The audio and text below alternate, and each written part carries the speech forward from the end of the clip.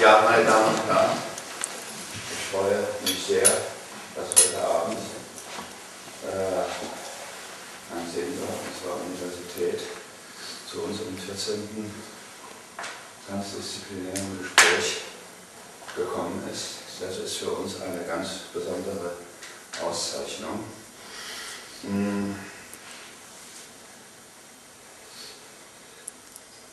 Umgangssprachlich ist uns ja die Redeweise bekannt, ja, das ist ja wie im Mittelalter. Diesbezüglich ist das Mittelalterverständnis von Voltaire und Kant wirkungsgeschichtlich geworden. Man spricht auch von dem dunklen Mittelalter, ohne dass man sich fragt, was sich hinter dem Dunkel verbirgt. Rückblickend stellt es sich mir so dar, dass wir gerade in dem Verständnis oder Zeitabstände dominiert wurden bis heute durch die Unterscheidungen, durch die Konzepte des 19. Jahrhunderts. Und die haben auch dazu geführt, dass der Blick auf die Vergangenheit, der ja immer ein selektiver ist, sicherlich immer auch ein wirkungsgeschichtlicher ist, aber auch verstellt wurde. Meine Generation hat noch, Soziologengeneration hat noch sehr viel sich mit Geschichte beschäftigt. Für viele meiner Generation war eigentlich das theoretische Großereignis in der Geschichtswissenschaft Koselleck gewesen,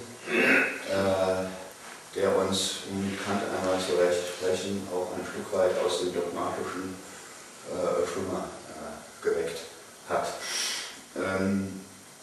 Insofern freue ich mich sehr, dass heute Herr Fried über eine Perspektive der mittelalterlichen Geschichte spricht, die ja einen besonderen Einschnitt darstellt. Ja, Herr Fried, ich möchte jetzt nicht noch weiter in die Tiefe gehen, sondern möchte Ihnen gerne das Wort überreichen. Vielen Dank, Herr Breyer. Meine Damen und Herren, ich wurde zu diesem Gespräch eingeladen, ohne zu wissen, dass es gar kein Gespräch ist, sondern ein Vortrag sein soll. Und es ist also ein Gespräch, bei dem ich viel zu reden habe und dann vielleicht auch noch ein Gespräch zustande kommt. Das Thema, das mir gestellt wurde, war Gesellschaft im Umbruch, interkultureller Kulturaustausch im Kontext von Globalisierung und Modernisierung. Das ist ein ungeheuer komplexes Thema und diese Thematik kann man nicht in der Kürze abhandeln. So sind nur Thesen möglich. Zunächst, Modernisierung ist keine Erfindung der Neuzeit, sondern jede Gesellschaft ist, wenn ich das recht sehe, eine Wissensgesellschaft. Jede Gesellschaft ist eine Wissensgesellschaft, sonst könnte sie nicht überleben. Sie hat sich anzupassen, mit ihrem Wissen anzupassen und anzupassen an die gesellschaftlich sich wandelnden Verhältnisse und an die sich wandelnden Verhältnisse der Auseinandersetzung mit der jeweiligen Umwelt. Modernisierung ist so gesehen eine relative, keine absolute Größe, sie findet ständig statt. Das Gleiche oder Analoges gilt für Globalisierung. Sie gilt als besondere Herausforderung unserer eigenen Gegenwart. Bedeutet, wenn ich das recht verstanden habe, Entstaatlichung, Abbau von Souveränität, globale Vernetzung nationaler Märkte aufgrund von gewissen Fortschritten, insbesondere im Bereich der Information, der Kommunikation und einiger anderer Brunnen. Meine Frage ist, auch hier gilt das erst für uns heute. Entstaatlichung setzt Staat voraus. Staat ist ein Produkt der Neuzeit. Wie sah es also in vorstaatlichen Zeiten aus? Und ich meine, vorstaatliche Prozesse sind für Globalisierungsprobleme genauso aufschlussreich und genauso bedeutsam wie entstaatlichende. Lässt sich aus einer solchen Behauptung etwas für heute lernen, etwas für heute erkennen. Globale Vernetzung gilt als ein Kriterium. Sie setzt weltumspannende Kommunikation voraus. Sie setzt Weltkenntnis voraus im buchstäblichen Sinne. Sie setzt eine relativ dichte Information rund um die beteiligte Welt voraus. Und als solche verlangt sie Vernetzung, und diese ist kein Produkt der Neuzeit. Vernetzung des Wissens ist seit uralten Zeiten üblich. Die Frage der Geschwindigkeit mag vielleicht eine Rolle spielen, aber von der ist nicht unbedingt bei den definierenden Kriterien für Globalisierung die Rede. Sehe ich recht, haben wir es in der Weltgeschichte, in der Menschheitsgeschichte mit 5 Globalisierungswellen zu tun. Die erste, eine vorstaatliche Globalisierung, ist die Ausbreitung des Homo sapiens über die Erde, von etwa 200.000 vor unserer Zeit bis etwa 10.000 vor unserer Zeit, als die ersten Asiaten amerikanischen Boden betraten, so etwa. Genauer kann man das nicht sagen. Um 60.000 waren übrigens die ersten erreichen die ersten Menschen Australien, was ich eine besondere Leistung empfinde, 150, 200 Seemeilen offenes Meer zu überwinden mit den Flößen der Steinzeit. Die zweite Welle, auf die ich zu sprechen, auf die ich hinweisen möchte, ist intentional zumindest der Missionsbefehl Christi. Er umfasst grundsätzlich die gesamte Erde und man folgte diesem Befehl diesem als Befehl aufgefassten Wort, geht hin in alle Welt und verkündet und so weiter. Das ist eine Globalisierung, die durchaus erhebliche Rückkopplungsprozesse bewirkt hat. Rückkopplung rund um die Erde, insbesondere etwa durch Elitenbildung, Ausbreitung dieses Elitentums, dieser Elite, nämlich Priestertum. Interkulturelle Vernetzungsphänomene im theologischen Wissen sind hier selbstverständlich. Die dritte Welle ist die, auf die ich heute etwas näher eingehen will, nämlich der Einfall der Mongolen in der Mitte des 13. Jahrhunderts nach Europa und die Rückwirkungen auf Europa und den Globalisierungsprozess. Die vierte Welle folgt aus dieser, ist die erste staatliche Welle, nämlich im Zeitalter der Entdeckungsfahrten. Und hier sind Staaten maßgeblich mitbeteiligt an dieser Ausbreitung, an diesen Globalisierungsphänomenen. Und die fünfte Welle ist die, in der wir uns gegenwärtig befinden. Keine dieser Wellen brachte für sich gesehen ein neues Menschenbild hervor, wie etwa die Renaissance. Die Renaissance gilt als welthistorischer Einschnitt. Diese Globalisierungswellen gelten normalerweise nicht als welthistorische Einschnitte, sondern werden so nebenbei irgendwie bewältigt. Ich wende mich jetzt der dritten Welle genauer zu. Sie ist mein eigenes Metier, das Mittelalter. Der Einfall der Mongolen nach Europa setzt 1238 ein, in Osteuropa. 1240 wird Kiew erobert von den Mongolen, 1242 wird Ungarn zerstört. So schrecklich dieser Einfall war, er kam zur rechten Stunde. Europa befand sich in einem intellektuellen Aufbruch, der nicht auf den Tag genau zu datieren ist, aber doch im 12. und 13. Jahrhundert sehr deutlich sich ausgewirkt hat. Es war eine typische Konstellation von Challenge and Response, Herausforderung und Antwort. Die Herausforderung war militärischer Natur. Wie aber lautete die Antwort? Zunächst sah alles nach einer bloßen Episode aus. So haben wir es jedenfalls noch auf der Schule gelernt. 1241, die Schlacht von Liegnitz in Schlesien.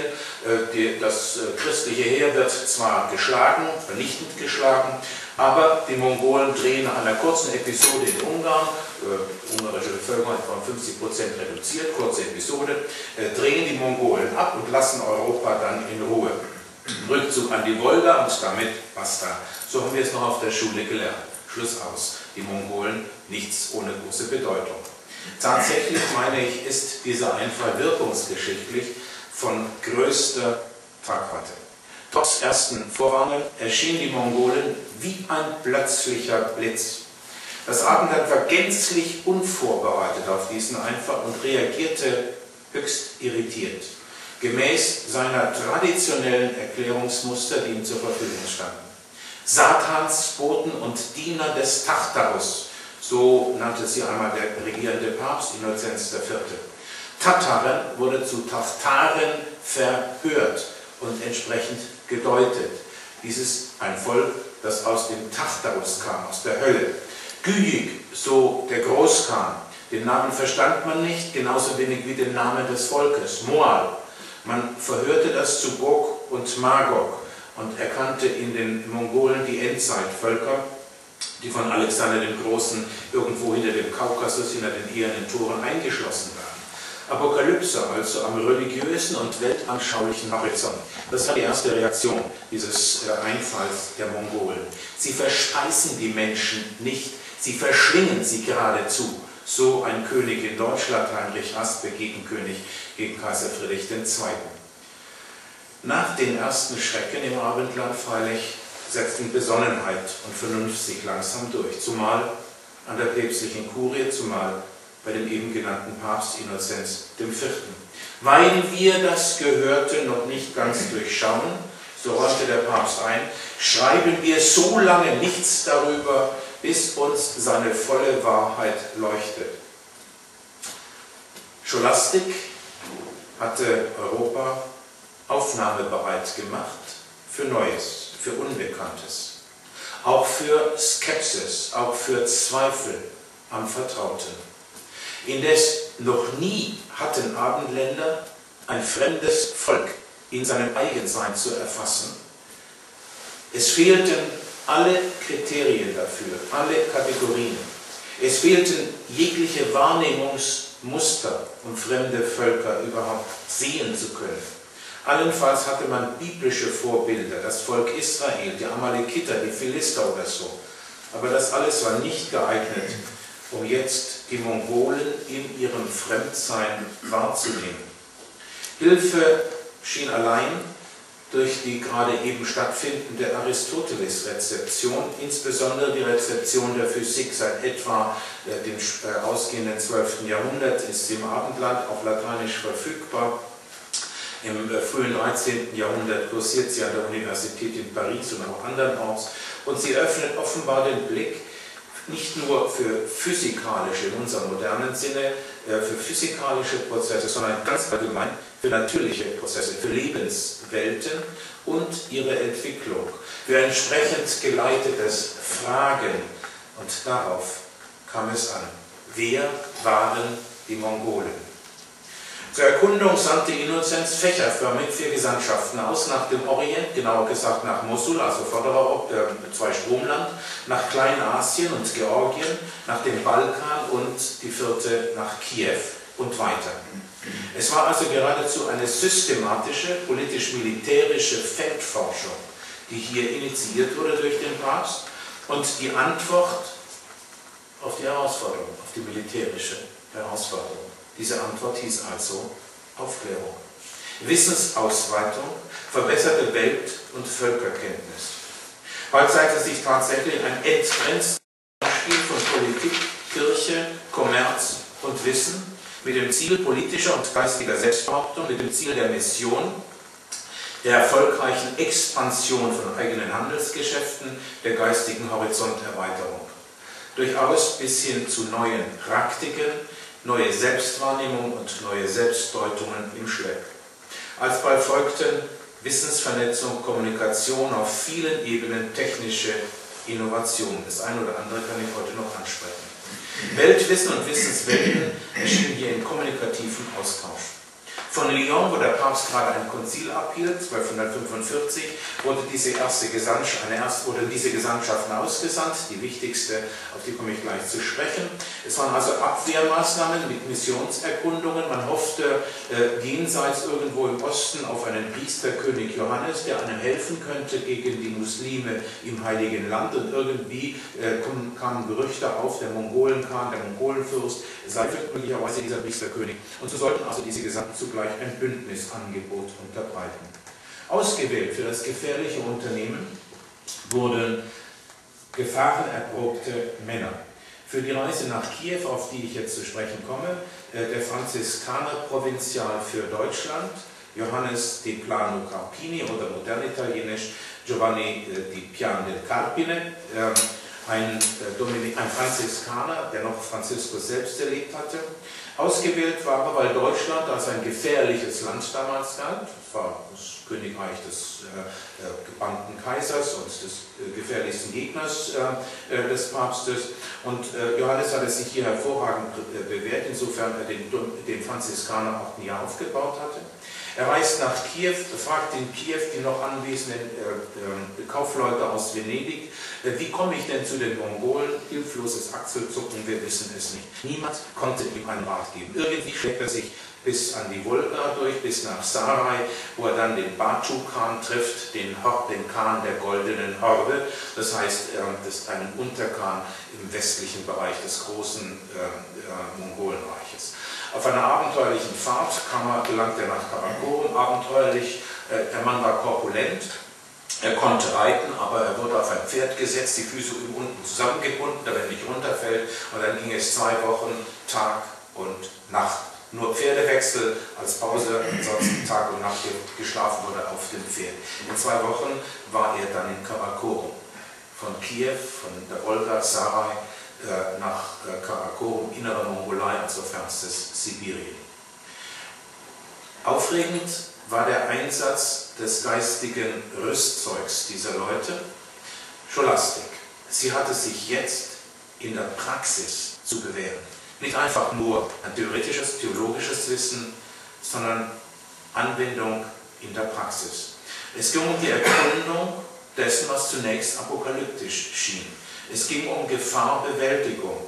Es ging darum, neues Wissen zu ergründen über die gesamte alte Welt.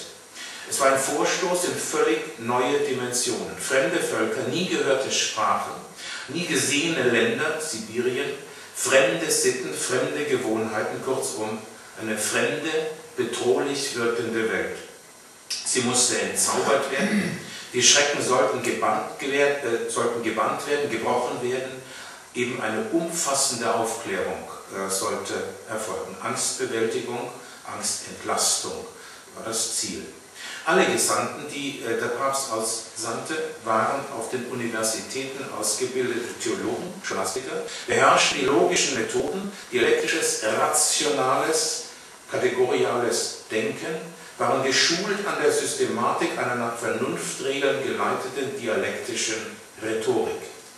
Diese Rhetorik zielte seit ihrer Entstehung im 4. Jahrhundert vor unserer Zeit auf die Erfassung von Wirklichkeit, auf ein kategoriales Erfassen von Sachverhalten. Genus im lateinischen Bereich, also sie ist ja in Griechenland entstanden, im lateinischen Bereich sprach man dann von Genus und Spezies, Division, Subdivision, also von Gattung, Art, Einteilung, Unterarten, von Proprium, von Differenz und Akzidenz, also von dem, was eine Größe als Spezifisches ausmacht, das, was sie von den anderen Größen unterscheidet, das, was zufälliges Beiwerk ist. Das sind die Kategorien, mit denen man an die Wirklichkeit damals herangegangen ist, und das hatte man im scholastischen Rhetorikunterricht auf den Schulen und auf den Universitäten, gleichsam im Propädeutikum, durchaus gelernt. Zumal die sogenannte Zirkumstanzenlehre, das heißt die Lehre von den definierenden Umständen eines Sachverhalts, spielt jetzt für uns eine Rolle. Lateinischen Vers, ich zitiere ihn gerne, deswegen manche von Ihnen kennen ihn schon, quis quid quibus auxiliis, quo quomodo quando, also wer, was, wo, mit welchen Hilfsmitteln, warum, auf welche Weise und wann ist etwas geschehen, ist ein Sachverhalt eingetreten. Sie sehen, das sind Fragen, die auf die Kategorien zielen. Wer, Subjekt, was, Objekt und so weiter, ubi, der Ort, quibus auxiliis, Hilfsmittel, Kur und so weiter. Was hier eingeübt wurde, war ein Frageweg, so wie es einer der Großen des 13. Jahrhunderts, ein Zeitgenosse des Mongoleneinfalls, Roger Bacon, formulierte, die Via Inquisitionis, der Frageweg, ein Terminus der Zeit. Oder ein Autor der gleichen Zeit, in Frankreich vor allen Dingen tätig, Vinzenz von Beauvais, der eine Enzyklopädie geschrieben hat, und er spricht hier von der Erziehung zur Inquisitio, zur Befragung. Und hat für dieses Fragen 3 Stufen, auf die er besonders eingeht, auf die Intentio, den Ordo und den Modus, also in Frageform formuliert, was will man erkennen, wie achtet man seine Fragen und wie geht man dann vor. So wird die Wahrheit fragend erörtert und besser erhellt, so Vinzenz. Dieser Frageweg ist seit einem halben Jahrtausend etwa eingeübt und hat sich jetzt in höchster Gefahr zu bewähren. Und er bewährt sich tatsächlich glänzend in der Praxis. Das Wahrnehmen wird durch Fragen gelenkt, durch ein angemessenes Fragen. Dieser Frageweg ist eine abendländische Eigentümlichkeit. Er ist in dieser Intensität bei den anderen Erben der Antike, etwa in Byzanz oder in der arabischen Welt, nicht ausgeprägt und anzutreffen. Allenfalls bei den Talmud-Gelehrten ist er in gleicher Qualität vorhanden. Der Papst Innozenz gibt seinem Gesandten nach dem Fernen Osten einen Katalog von 9 oder von 11 Fragen mit. Danach beobachtet dieser Johannes im Osten das Neue, das ihm begegnet. Die Fragen zielen auf den Ursprung der Mongolen, auf ihren Glauben, auf ihren Kult, auf ihre Lebensformen, auf ihr Kampfverhalten, auf die Volksgröße, auf die Ziele des Vorstoßes nach dem Westen, auf ihr Vertragsverhalten, auf die Gesandtenbehandlung, kann man mit ihnen also in einen Austausch treten. Dann auch auf die Mobilität zu Wasser und auf die Informationsquellen über diese Fremden. Fragen also, die gezielt ein vollständiges Erfassen der fremden Kultur und Gesellschaft ins Auge fassen sollen und ermöglichen sollen und mit den militärischen Hinweisen durchaus den Charakter von Spionage besitzen. Diese Fragen zielten auf gesamtkulturelle Zusammenhänge, auf Konstellationen und Entwicklungen bei den Mongolen. Es geschah nicht unabhängig von der natürlichen und kulturellen Umwelt, auf die der Bericht des Johannes, der überliefert ist, tatsächlich auch zu sprechen kommt. Was dieser Reisende dann hinterlassen hat in Form eines Berichtes, seiner Darstellung der Fahrt zu den Mongolen, ist ein einzigartiges Zeugnis ethnografischer Beobachtungsgabe. Keine antike Quelle, jedenfalls keine, die uns erhalten ist, besitzt eine gleiche Qualität. Sie verdeutlicht die Wahrnehmungsweisen, das Urteilsvermögen und das Folgern, die Folgerungen, die dieser Scholastiker im Fernen Osten getroffen hat. Ethnologen würden von einer dichten Beschreibung sprechen mit Clifford Geertz. Das heißt, hier wurden nicht nur Daten gesammelt, sondern sie wurden gedeutet, indem der Beobachter sich selbst mit einbezog, sich in Beziehung zu den beobachteten Daten setzte, indem er bewusst diese Daten in das eigene Weltbild integrierte und eine Art relationaler Wahrnehmung praktizierte.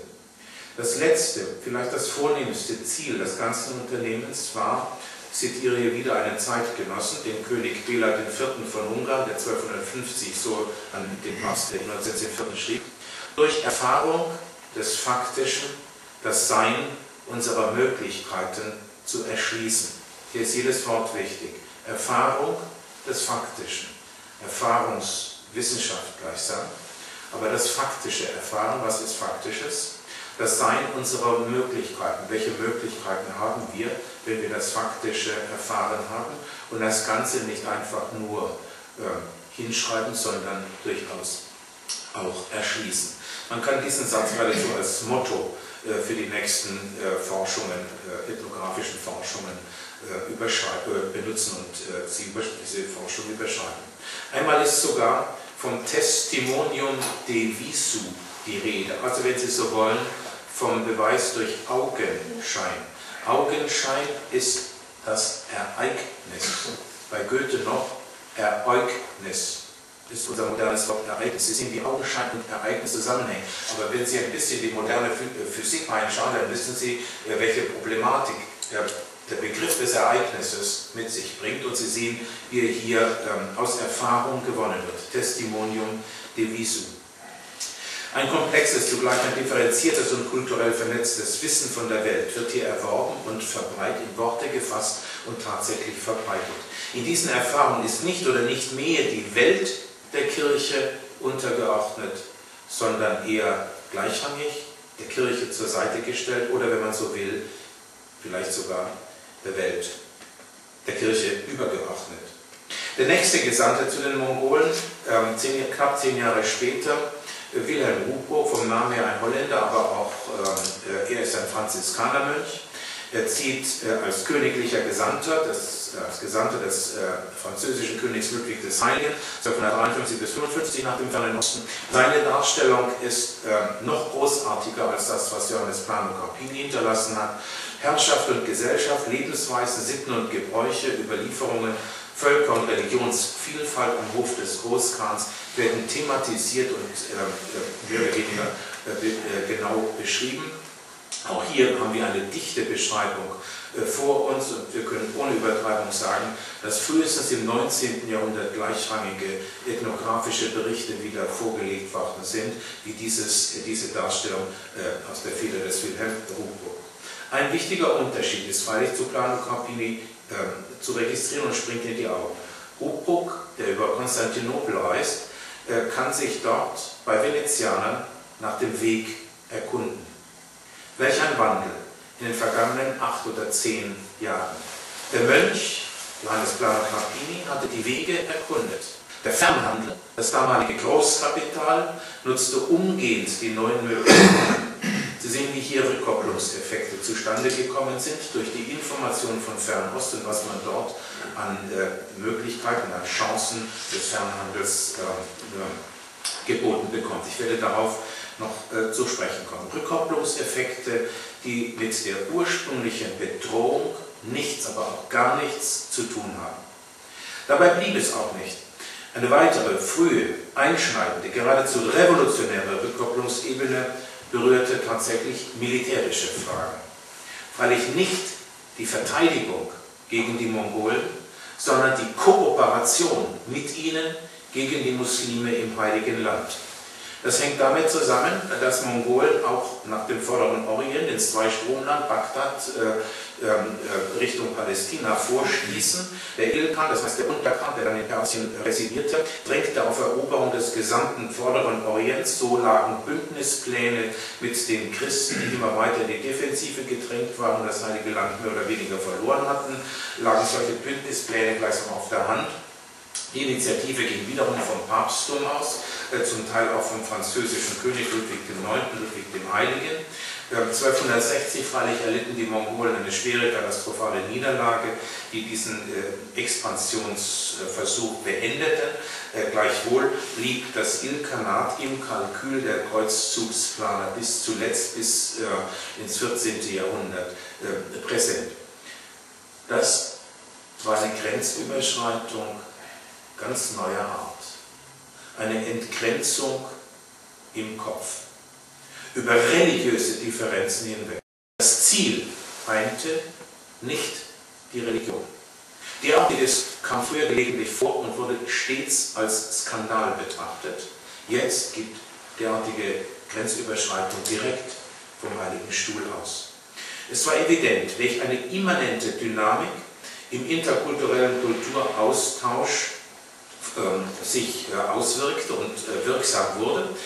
Unterschiedliche Wissenskulturen wuchsen allmählich zusammen. Wissen, Religion und Großkapital standen im Austausch und in wechselseitiger Förderung. Papsttum, Mönch, Scholastik und Großkapital veränderten das interkulturelle Netzwerk der Welt. Die Könige folgten. Die beiden Berichte, also Johannes Plano Carpini, Wilhelm Ruprecht, sind bewundernswerte ethnografische, genau herausgestellte Schriften. Sie verraten damit kulturelle Wachheit und Aufnahmefähigkeit, spiegeln den interkulturellen Aufbruch Europas seit dem 12. und 13. Jahrhundert. Das durch diese Mönche gesammelte Wissen bewältigte die Angst, ließ die Apokalyptik, soweit sie der Auftritt der Reiterhauben genährt hatte, verstummen und machte die einzigen Satansknechte zu zwar fremden, durchaus gefährlichen, aber doch umgänglichen Menschen, mit denen sich wohl Handel und Politik treiben ließ, und mehr als das rationale, vorgängige religiöser Deutungsmuster entkleidete, ökonomisch orientierte Wissen, mobilisierte neue, kaum für möglich gehaltene weltzugewandte Kräfte. Ein eigentümliches Selbstbewusstsein der Europäer, der Abendländer, kündigte sich hier an. Ein kaum zu überschätzender Nutzen für die Praxis zeichnete sich etwa in der Ordnung des Fragens ab. Sie erinnern sich, ja, Vinzenz von Beauvais, Ordo, die Ordnung des Fragens. Ich bringe ein Beispiel. Es war abermals ein Aufbruch zu neuen Ufern. Am Hof des Großkhans tummelten sich verschiedene religiöse Kulte. Nestorianer, Thomaschristen gab es damals im 14. Jahrhundert in Asien noch. Nestorianer, Muslime, Idolatristen und jetzt der Katholik. Es kam zu einem Disput, den der Großkhan angeordnet hat, und auf Ruchbrucks Anweisungen ging man vor. Und diese Anweisungen sind verräterisch. Er sagt zu dem Nestorianer, die ja als Heretiker gelten in der katholischen Welt, er sagt zu dem Nestorianer, wir gehen als Monotheisten erst mit den Muslimen gegen die Idolatristen vor. Muslime sind auch Monotheisten. Dann gehen wir gegen die Muslime vor. Und dann geht der Katholik gegen den Nestorianer vor. Es ist eine Engführung des Beweiszieles mit dem Ziel eines Sieges der katholischen Lehre. Wieder einte also in der Intention jedenfalls des Lateiners das Ziel und nicht die Religion. Auch im Modus des Fragens wurden Grenzen niedergerissen. Eingesetzt wurde dabei durchaus hypothetische Schlüsse. Die Idolatristen anerkennen Gott nicht, haben viele Idole. Ruchbruck spricht, ich übernehme ihre Rolle. Ich setze, es gibt keinen Gott. Beweist, so an den Nestorianer gewandt, beweist das Gegenteil. Sie konnten es nicht. Ruchbruck also war mit scholastischen Gottesbeweisen vertraut. Anselm von Canterbury war 150 Jahre früher, er hat 150 Jahre früher geschrieben und gewirkt.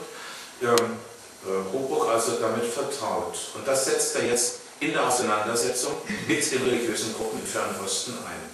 Noch einmal, es gibt keinen Gott.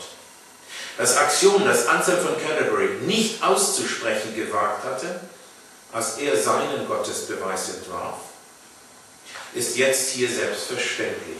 Die Inszenierung erfolgte jetzt unter Zuhilfenahme eines eigentümlichen, logischen Relationalismus. Ein Spiel mit dem eigenen Ich.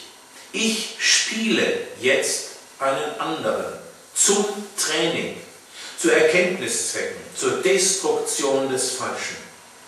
Auch das war Grenzüberschreitung mit unabsehbaren Folgen. Ein Gedankenexperiment, gezielt und bewusst eingesetzt. Wir schreiben das Jahr 1255, nicht irgendwas, Nietzsche. Das hypothetische Denken eilte der Wirklichkeit voraus und wird sie mit der Zeit dauerhaft verändern. Neuigkeit über Neuigkeiten galt es geistig zu verarbeiten, in ein traditionelles Weltbild zu integrieren, nicht sofort, vielmehr Schritt für Schritt erfolgte es. Ich selbst, der ich gegenwärtig bin, höre so ungeheure Dinge, dass ich sie kaum zu glauben vermag, schrieb 1326 Andreas von Perugia aus Kambaluk, das heißt aus Peking, nach Hause. Er war der erste Erzbischof von Peking, der erste katholische Erzbischof von Peking. Der Einbruch des selbst in antiken Weisen gänzlich unbekannten Volkes, der Einbruch des Unglaublichen in die Wissenskultur des Abendlandes, verlangte neue geistige Flexibilität, neue Missionsanstrengungen, den Entwurf neuer Weltbilder, eines neuen Menschenbildes. Das war nur noch die Frage der Zeit. Das alles zeitigte tatsächlich eine Beschleunigung und insgesamt eine Wende im Globalisierungsprozess. Die Orientalen begegneten den Westlern mit Verwunderung. Ihr seid so neugierig, ihr wollt stets Neues erfahren, war ihr Vorwurf oder der Ausdruck ihrer Verwunderung. In der Tat, Neugier war das Stichwort. Ein anderer Bettelmönch, Johannes von Varignola, der dann am Hof Karls IV. Sich tummelte, dieser Johannes schämt sich mit augustinischem Ethos dieser Neugier und kann sie doch nicht zügeln. Es ist die Gier nach Neuem, nach dem, was unbekannt war. Nicht nur das Neugier im Sinne von Forschungsethos, sondern im Sinne wirklich gierig auf ein Wissen, das um seiner selbst willen gesucht wird. Als dritte Reaktion auf den Mongoleneinfall, neben Diplomatie und Handel, begann die systematische Erforschung der gesamten Erde. Ich betone die systematische Erforschung. Die Erforschung der Völker, der Reichtümer, der Lebensverhältnisse durch die Europäer, die alsbald schon mit den ersten Booten, die nach dem fernen Osten ritten, mit Planokabine und Druckbuch, das überlieferte Wissen der antiken Autoritäten zu korrigieren vermochten und das neu erworbene Wissen wirtschaftlich nutzbar zu machen begannen. Das alles geschah systematischer als jemals in der Antike. In gleicher Weise systematische, kontinuierliche und umfassende Unternehmungen fehlten in den anderen Hochzivilisationen der Erde. Jedenfalls in China und in der arabischen Welt.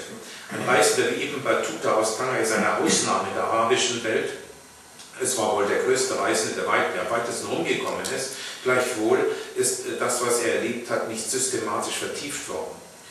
Diesen Unternehmungen mangelte also die Dauer und die Konstanz und die globale Systematik des Forschens, des Suchens, des Erkundens. Geben Sie die sterilen fremden Länder auf und schenken Sie dem Volk eine Periode der Ruhe, damit es sich dem Ackerbau und den Studien widmen kann. So soll dem Kaiser von China 1426 empfohlen worden sein, nachdem einige Jahrzehnte lang chinesische Expeditionsflotten immer weiter nach Westen vorgedrungen waren, wahrscheinlich bis nach Arabien und vermutlich sogar bis nach Somalia in Afrika. Geben Sie diese sterilen fremden Länder auf. Das geografische Weltbild der Abländer veränderte sich grundlegend durch diese Auseinandersetzung mit den Mongolen. Das war die Voraussetzung jeder erfolgreichen Globalisierung. Wie sieht denn dieser Globus aus? Der europäische Kontinent wurde dabei immer kleiner, die übrige Welt immer größer. Aber es waren eben diese Europäer, die es erkannten, die Kleinheit Europas und die Größe der übrigen Welt. Das bisherige geografische Weltbild, soweit wir es in Form von Karten fassen können, ist etwa durch das Stichwort Makrobius, eines antiken Autors, gekennzeichnet. Es sind schematische Zeichnungen ohne eigenen Erfahrungswert. Die antiken Geographen hatten beispielsweise das Kaspische Meer als eine Bucht des Weltmeeres gedeutet, das um die Erde herumfließt. Eine Bucht des Weltmeeres. Jetzt erkennt man es als einen Binnensee. Und zwar deswegen, weil Plano Carpini im Norden und Ruppruck im Süden daran vorbeigeritten ist. Und Ruppruck jubelt auf. Es ist ein See und keine Bucht des Ozeans. Die antiken Autoritäten konnten also korrigiert werden. Eigentümliche Fragen tauchten auf. Wo berühren Osten und Norden einander? Plano Carpini stellte solche Fragen zumindest implizit. Es war eine logische Herausforderung zur Orientierung auf dem Globus Erde. Eine Herausforderung, in der Tat. Bald vereinten sich das bislang stets getrennte Wissen des Nordens, etwa der Wikinger, die über Grönland bis nach Amerika vorgedrungen sind, und jenes des Südens und Ostens in einem Weltbild. Das ist eine mittelalterliche Leistung. 14. bis 15. Jahrhundert geschieht sie. Also die beiden Weltbilder, das Norden, der Nordatlantik und die mittelmeerisch-afrikanische Welt, werden jetzt zusammengefügt. Einige dieser Mönche, Missionare gelangen nach Java. Das heißt, sie haben den Äquator überschritten. Das hat mancher Mensch getan, aber hier kommt das Erkennen dazu. Sie registrierten verwundert die Umkehrung des Sonnenlaufs. Ich weiß nicht, wer von Ihnen schon mal den Äquator überquert hat.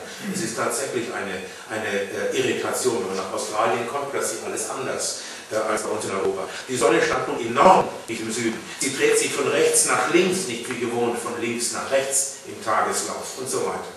Die Erde wurde bislang theoretisch als Kugel betrachtet, als Globus erfasst, theoretisch. Jetzt wird sie als solche sinnlich erfahren, buchstäblich.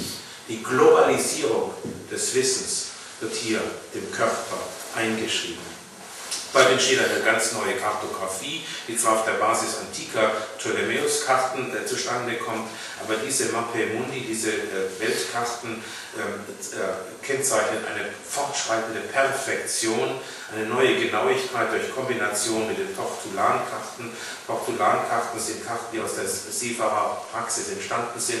Himmelsrichtung, Windrichtung, Sonnenstand, Sternenstand werden hier zusammengerechnet und dann ergeben sich relativ genaue Umrisse der Küstenlinien. Und diese Linien werden jetzt eingesetzt, um die neuen Kartenbilder zu fixieren. Eine ungeheure Abstraktionsleistung. Bald entsteht Maßstab, dass man maßstabsgerecht operieren will. Bald werden Breiten- und Längengrade eingeführt. Das heißt also alles Hilfsmittel, um eine solche Karte, so eine Abstraktion der Karte, der Erfahrung in den Abstraktionsprozess hineinzubringen und die Karten gebrauchsfähiger zu machen. Astronomie, Mathematik, Geometrie wirken hier zusammen und bewirken ein verbessertes Kartenbild, das tatsächlich die Grundlage noch des modernen Kartenbildes ist. Kartografenbüros entstehen etwa in Genua, auf Mallorca, in Venedig, aber auch aus Nürnberg, denken Sie an den Beheim-Globus, oder aus Konstanz haben wir Karten aus dieser fraglichen Zeit. Weltkarten aus der fraglichen Zeit.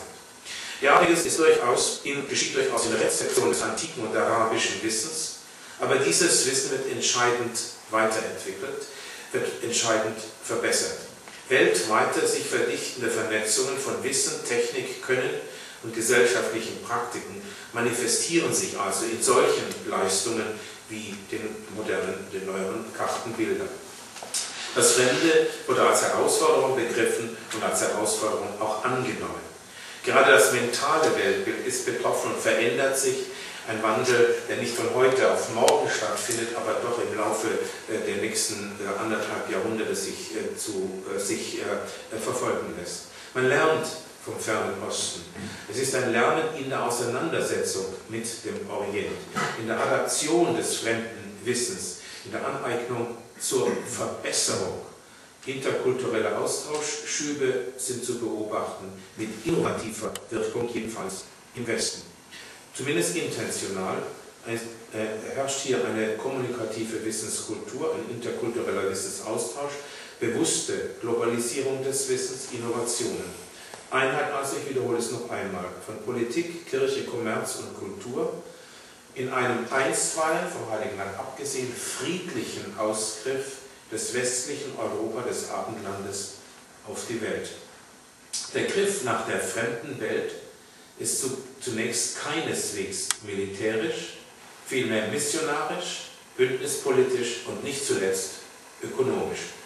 Berühmt ist eine der frühen Expeditionen, die jetzt nicht durch die Mongolen unmittelbar veranlasst sind, sondern mittelbar nur veranlasst sind. 1291 machen sich die Brüder Vivaldi und einige andere aus Genua auf den Weg, um Afrika im Süden zu unten. Sie kommen niemals an. Der Herr behüte sie und führe sie gesund und wohlbehalten in die Heimat zurück, flehte der Genueser Chronist, dem wir das Wissen davon verdanken. Dann hat diese Fahrt wohl zum Anlass genommen, um Odysseus zu vertreten. Erstens, über die Kaiser, nach welchen Grundsätzen sie regierten, wie sie Krieg führten, interessierte sich für alles, was ihre Person und ihr Amt betrifft. Anschließend erkundigte er sich über Könige und andere Fürsten. Der Khan fragte die Polo aus über den Papst, über die Institution der römischen Kirche und über die Sitten und Lebensgewohnheiten der Lateiner. Messer Nicolo und Messer Maffeo, also der Vater und der Onkel Marco Polos, beantworteten alles wahrheitsgemäß. Sie drückten sich klar und verständlich aus. So im Rückblick der Sohn über dieses Geschehen. Noch heute besitzen wir im päpstlichen Archiv Schreiben des Großkhans an den Apostolischen Stuhl. Bemerkenswert ist in diesem Bericht, dass Marco kein einziges verächtliches Wort über die Mongolen verliert. Er schilt sie nicht als Barbaren. Die Fremden sind keine Barbaren. Ganz im Gegenteil. Er bewundert ihre hohe materielle Kultur.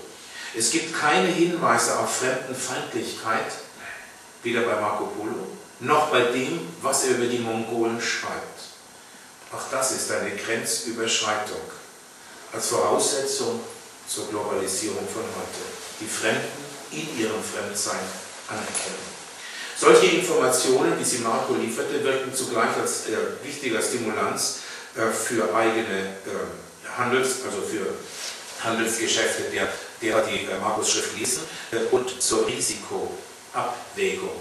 Lohnt es sich, mit unseren Waren dorthin zu fahren? Wie muss ich hinfahren, um Gewinn zu machen? Risiko ist damals in Italien der Schlüsselbegriff zur Ökonomie, gerade im späten 13. Jahrhundert bildet er sich aus. Die geistige Kultur der Mongolen wird eher randseitig bedacht, immerhin aber die Gerechtigkeitspflege des Khans wird hervorgehoben. Dennoch, die Heiden erscheinen als Kulturträger. Das ist völlig neu.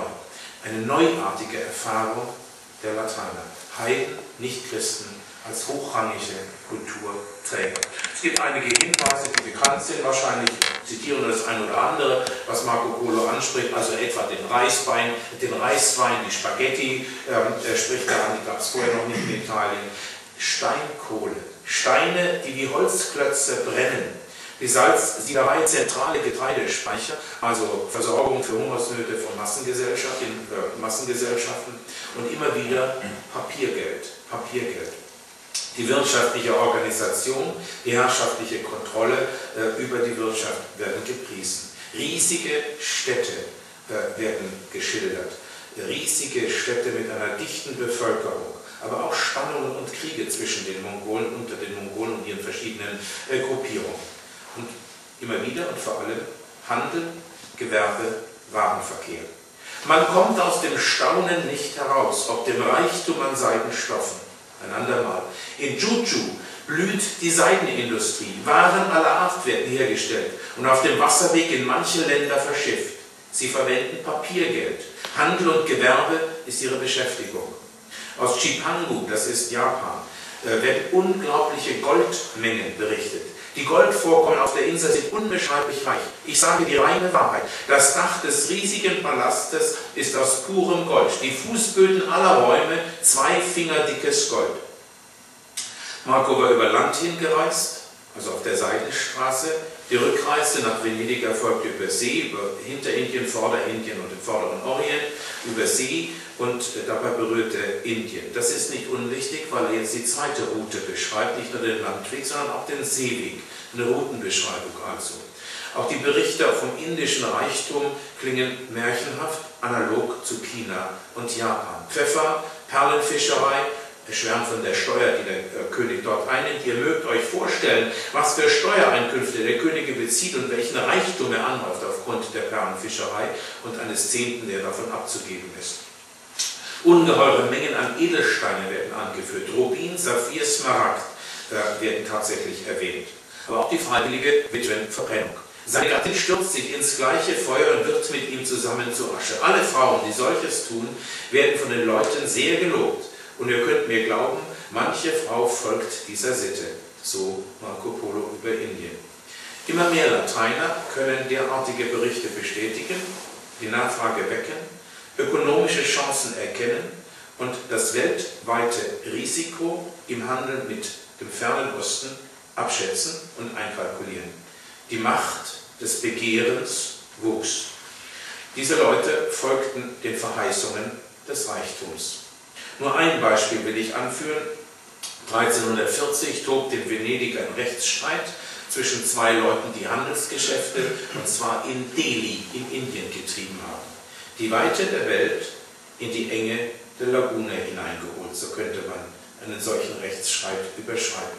Die Weite der Welt in der Enge der Lagune. Nicht alles, was die Europäer erfunden haben, nicht alles haben die Europäer erfunden. So muss ich sagen, nicht alles haben die Europäer erfunden. Aber alles, was sie angetroffen haben, haben sie verbessert, weiterentwickelt, anwendungsorientiert nutzbar gemacht. Den Kompass, wir wissen, dass die Chinesen den Kompass schon hatten und militärisch einsetzten, aber es sind die Europäer, die den Kompass aufs Schiff bringen und unter Tag bringen, sodass man im Untertagebau weiß, wo Norden ist und auf dem Schiff ihn benutzen kann. Das Schießpulver, ich werde gleich ein Beispiel bringen, wie das im Westen aussah. Das Papier, der Metallguss, Die Chinesen hatten fantastische Metallgüsse, aber nie Kanonenrohre. Sie hatten das Schießpulver, aber nie Kanonen, weil sie keine Kanonenrohre gegossen haben. Das kommt wahrscheinlich über den Glockenguss zustande, dass man für Großgüsse machen kann, die tatsächlich einiges aushalten. Gewehre und so weiter. Der Anstoß durch die Erfahrungen im fernen Osten bewirkt also im Westen entsprechende Verbesserungen dessen, was man im Osten kennengelernt hat. Ein unstillbares Nachfrageverhalten wird hier im Westen geweckt nach den Waren des Orients, nach dem Wissen des Orients, nach seinem Können, um es sich anzuverwandeln. Wenige Jahrzehnte nach dem Einfall der Mongolen in Schlesien und Ungarn, 1238 bis 1242, finden wir zahlreiche Handelsniederlassungen im mittleren und fernen Osten, in Mesopotamien, in Persien, in Samarkand, im Vorder- und Hinterindien, in China, randseitig sogar Japan, ja Java wird erstmals betreten.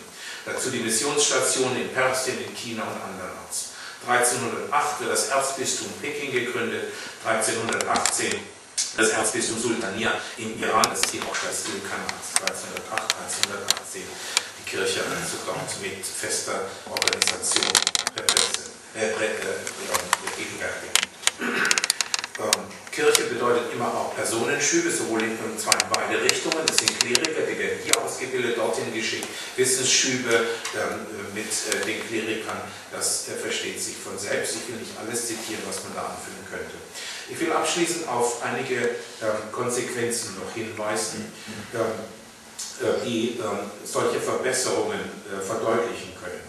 Der vorhin genannte Roger Bacon, ein Franziskaner, ein englischer Franziskaner, der so klug war, dass er so revolutionär schrieb, dass er zuletzt Schreibverbot bekam und ins Kloster eingesperrt wurde, erkennt in der Mongolengefahr die Bedeutung von Mathematik, Astronomie und Astrologie, weil er glaubt, dass die Mongolen durch astrologische, mathematische Kenntnisse in der Lage sind, die Weltherrschaft an sich zu reißen. Und er fordert den Westen auf, ihr müsst es genauso machen, Mathematik, Astronomie betreiben. Innovationen also. Und dieser Roger Bacon ist einer, der von sich sagt, ich habe als Kind auch mit Salpeter gespielt. Wir haben es abgekratzt von den Wänden am Stall und in Blätter gewickelt und mit dem Stein draufgehauen. Es hat so schön Peng gemacht. Das könnte man militärisch ausnutzen. Stellt euch vor, wir sammeln alles Salpeter und machen Ping. Was für eine moralische Wirkung das Volk üben würde. Sie sehen also die moralische Wirkung der Kriegswaffe von Pulver und so weiter. Hier wird sie zum ersten Mal ausgesprochen. Oder die ersten optischen Erfahrungen mit Strahlensetzer hat man gemacht, mit Spiegeln hat man so operieren gelernt.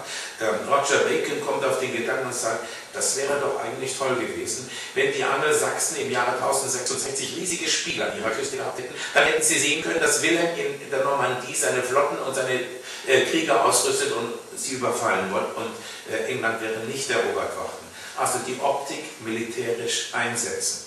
Hinter derartigen Fantasien steckt abermals derselbe systematisch auf Realisierung drängende Wille wie bei der Erforschung der Erde. Ein anderer, ebenfalls ein Geistlicher, ein Dominikaner, Ramon Lull, wurde sogar heilig gesprochen, Professor in Paris, drängt auf bessere Schulung im lateinischen Westen, auf Missionsschulen, an denen man gezielt Sprachen studieren soll. Arabisch, Mongolisch, Persisch. Er drängt auf eine systematische Welterforschung, die Welt in 12 Sektoren einteilen und 12 Expeditionen ausrüsten und dorthin schicken, um die Welt zu erkunden.